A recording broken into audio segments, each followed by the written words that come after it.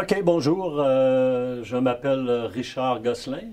Je suis professeur au département de technique de génie mécanique. Donc, vous y voyez ici justement la porte qui donne accès au bureau des professeurs.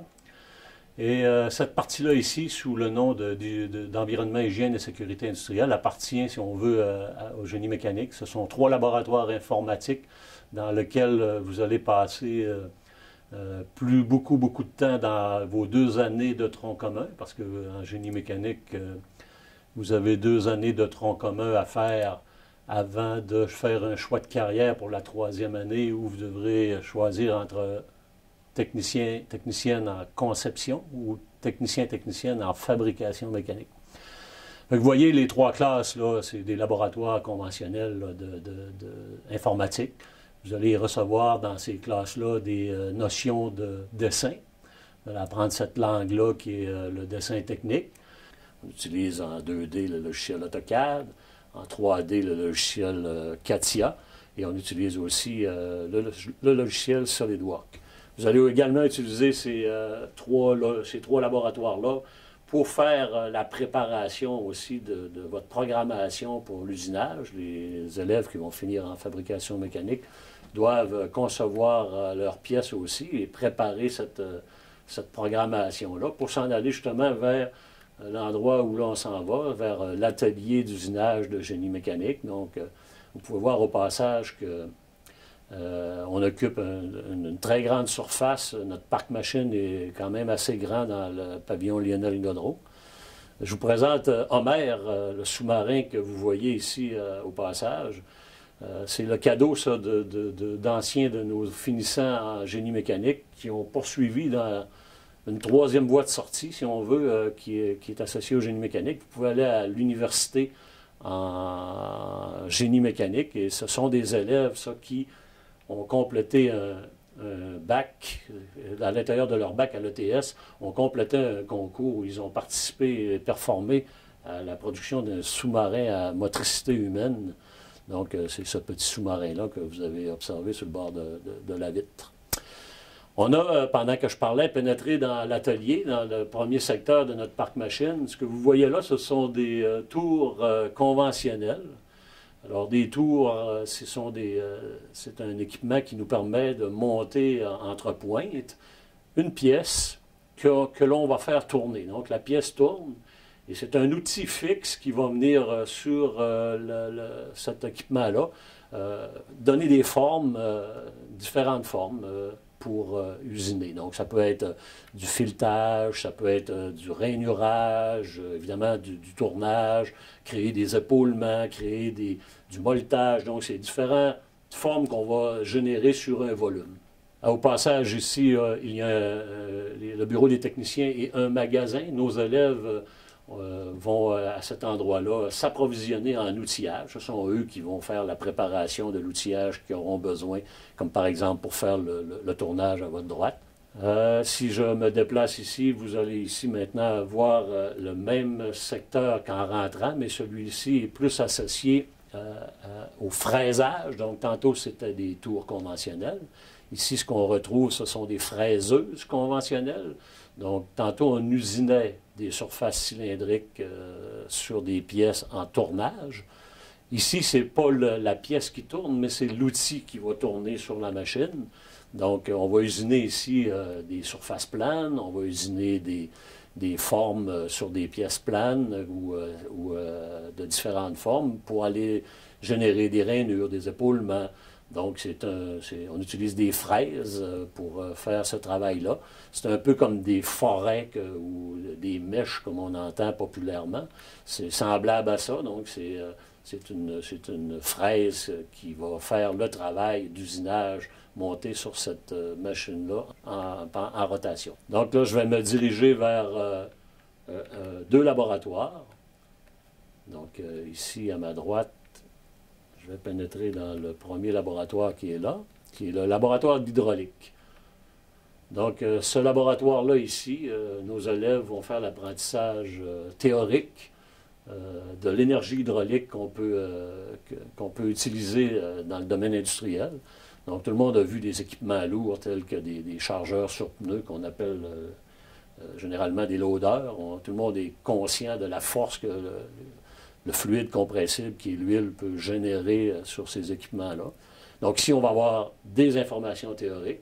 On va aussi utiliser là, ce laboratoire-là pour simuler, donc à l'aide de panneaux comme vous voyez actuellement. On va simuler le montage d'équipements hydrauliques. Donc on va faire actionner des cylindres, sortir des cylindres, tourner des moteurs, générer des séquences en opérant des valves manuelles, dans ce cas ici, pour faire ces simulations-là. Ça, c'était le laboratoire d'hydraulique.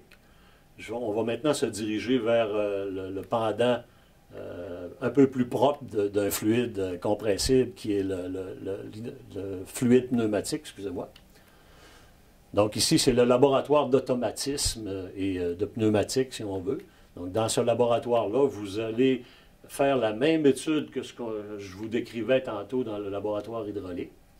Donc ici, on va étudier le comportement de l'air dans un circuit. Donc on va encore une fois sur des panneaux faire des montages de circuits ici pneumatiques.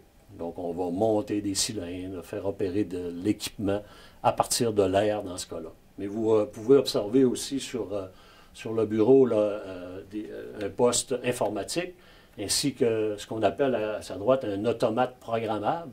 Donc, nos élèves dans ce local-là vont pouvoir acquérir des notions d'automatisation. Donc, on sait que dans nos usines, les systèmes sont asservis. Beaucoup de systèmes fonctionnent tout seuls. Ils ne fonctionnent pas tout seuls, c'est parce qu'ils ont été programmés par des élèves. Fait que nos élèves ont des notions aussi de programmation pour pouvoir faire fonctionner un automate programmable. Donc, ici, c'est des circuits pneumatiques qu'on va piloter à partir d'un automate qui va lui envoyer des signaux électroniques pour faire actionner des valves et des composants pneumatiques. Au passage ici, ben là, on va retrouver une scie, on va retrouver aussi des équipements pour faire du travail sur du métal en feuille, donc plieuses, cisailles. On est justement actuellement en train de procéder à l'acquisition d'une plieuse à commande numérique, donc une plieuse qui va nous permettre d'exécuter des pliages automatiquement. On s'en va vers l'atelier ou une partie de l'atelier qu'on appelle le garage. Notre programme a une couleur locale qui nous permet de donner, comparativement à d'autres programmes de génie mécanique, des notions d'entretien mécanique. Donc, vous voyez des pompes, des poulies, des roulements à billes. Fait que nos élèves vont sur ces équipements-là acquérir des notions pour faire des montages et de l'entretien. Ils vont aussi avoir, sur les postes de soudure que vous voyez cachés derrière ce rideau, des notions de soudure. Donc, ça permet à nos élèves qui vont finir en génie mécanique, dans la voie de fabrication mécanique, ça va leur permettre ça, de travailler dans nos usines locales ici qui demandent beaucoup d'entretien. On a ici une machine assez récente dont on a fait l'acquisition qui est une coupeuse au plasma. Donc c'est une machine que l'on peut commander, programmer pour faire du découpage de pièces un peu comme on peut voir dans des usines de notre région où on le fait au laser et à l'eau. Ici, on utilise la technologie du plasma pour faire ce découpage-là. Ça nous permet de faire des découpages un petit peu plus quelconques, si on veut, et plus précis que sur certaines machines, sur le métal en feuille, évidemment. Si je me dirige maintenant vers cette partie-là, ce que vous voyez, le mot sodique là en passant, c'est ce qu'on appelle, nous, communément, une machine EDM à fil. Donc, c'est une machine qui nous permet de faire de l'électro-érosion, puis de façon analogue à la coupeuse au plasma que je vous parlais tantôt sur cette machine-là. On peut faire du découpage aussi très, très, très précis, puis on peut également faire des découpages qui demandent des formes plus complexes. Cette partie-là, derrière notre atelier, c'est le parc machine de machines à commande numérique. Donc, tantôt, si vous regardez derrière ces machines-là, l'endroit où on a rentré, je vous ai présenté le parc machine de tours conventionnelles et de fraiseuses conventionnelles. Ici, ce que vous voyez devant vous, là, c'est une fraiseuse qu'on dit à commande numérique. Donc, c'est une pièce qui va tourner, sur laquelle on va monter un outil fixe qui va faire l'usinage de la pièce. Donc, ici, la pièce tourne dans l'équipement. Et puis, c'est l'outil fixe qui vient faire l'usinage. Mais comme vous voyez, évidemment, il y a un petit fil de réseau qui descend et qui rentre dans cette machine-là. Donc, on peut programmer cette machine-là soit sur le clavier que vous voyez sur la machine, ou soit encore dans les laboratoires que je vous ai présentés au début de la visite, et pousser, si on veut utiliser cette expression-là, pousser vers la machine votre programmation et préparer. Donc, les élèves qui vont utiliser ces machines-là doivent préparer leur usinage, fermer la porte, peser sur le bouton Start, puis observer l'usinage qu'ils ont préparé. Ça fait que ça, c'est du tournage qu'on dit plus conventionnel, mais à commande numérique. Et on a de façon analogue à gauche ici, ce qu'on appelle, si on veut, un centre d'usinage. C'est une fraiseuse, si on veut, à commande numérique. Donc, encore une fois, vous retrouvez la même façon d'opérer, soit de programmer manuellement sur les claviers que vous voyez à votre droite, ou encore de diriger vers la machine un programme que vous avez préalablement programmé sur un ordinateur. Ici, vous avez une machine qui travaille sur 5 axes simultanés, de marque DMU 50. Donc, cette machine-là, je vous invite à aller visualiser notre atelier de programme qui va vous présenter un bref vidéo, justement, de l'usinage d'un casque de moto sur une machine similaire à elle. Puis, donc, ici, vous voyez aussi, au fond, on a un autre appareil à commande numérique, qui est cette énorme machine-là que vous voyez à votre droite, qui est la CTX, qui est une machine qui, elle, aussi peut faire l'usinage sur plusieurs axes, dans lequel vous voyez un peu au travers la fenêtre de la machine. Elle a un magasin d'outils. La machine fait ses propres changements d'outils, va chercher les outils qu'elle a besoin pour aller faire l'usinage. Dispose, comme vous voyez, d'un clavier pour faire aussi sa programmation manuelle. Puis, tout comme les autres machines que je vous ai présentées tantôt, on peut aussi faire la programmation à partir d'un ordinateur.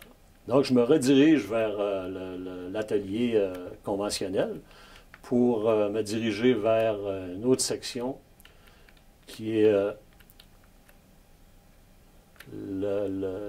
les laboratoires théoriques.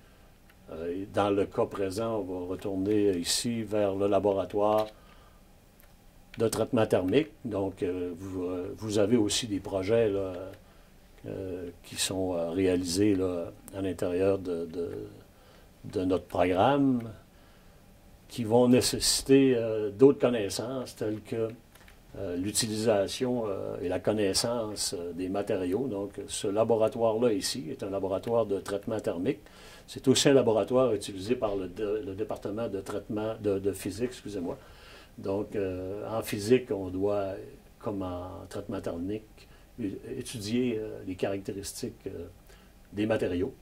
Donc, vous allez retrouver ici une presse qui est utilisée par le département de physique pour faire des essais de traction qui nous permettent de voir la résistance, entre autres, de l'acier.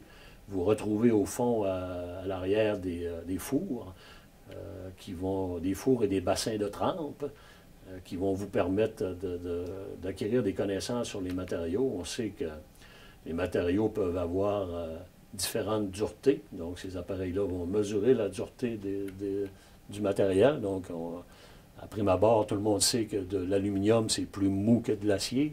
Mais ce qu'on ne sait pas, c'est que l'acier peut aussi avoir différentes duretés. On sait que l'acier, si on la chauffe et qu'on la trempe, on va modifier les caractéristiques physiques de cet acier-là. Hein, on sait qu'un couteau qui est en acier trempé va pouvoir résister plus longtemps à son affûtage. On sait aussi qu'il va peut-être être plus fragile. Puis on sait aussi qu'il va possiblement pas rouiller, parce qu'on va aussi apprendre dans ce cours-là pourquoi, c'est quoi les additifs, c'est quoi les alliages qui ont été ajoutés à l'acier pour ne pas que celui-ci rouille.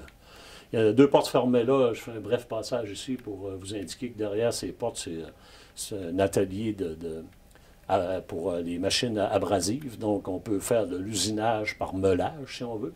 Donc, on va utiliser ces machines-là quand on a besoin d'un petit peu plus de précision. Et c'est là qu'il y a des meules aussi pour faire de l'affûtage. Ma visite se complète ici avec la visite de l'atelier de métrologie, si on veut, un laboratoire de métrologie. La métrologie, c'est la science un peu de la mesure. Donc, nos élèves dans ce laboratoire-là vont apprendre à utiliser des instruments de mesure, donc de la simple règle à aller à des micromètres au laser, en passant par des pieds à coulisses, des micromètres. Donc, évidemment, on va utiliser ici des pièces étalons, des calibres qui sont standards et internationaux pour prendre des mesures. Le génie mécanique est entouré de précision et de fabrication qui demande et exige une très grande précision pour s'assurer de la fiabilité et s'assurer que, par exemple, un avion qui vole reste en vol. Donc, ces équipements-là nous permettent d'enseigner à nos élèves ces mesures et ces calibrages-là qu'on doit faire.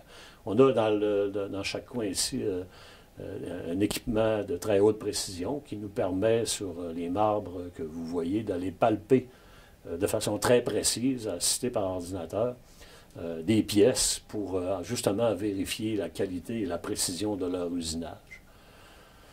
Alors, je ressors par cette partie-là et on va retourner où on était au début de notre visite. Alors, je termine ici cette visite-là en vous remerciant de m'avoir accompagné tout le long. Je vous invite encore une fois à aller consulter le site du Cégep de Jonquière dans la section des programmes pour avoir plus d'informations et à nous contacter si besoin. Alors, merci beaucoup. Au revoir.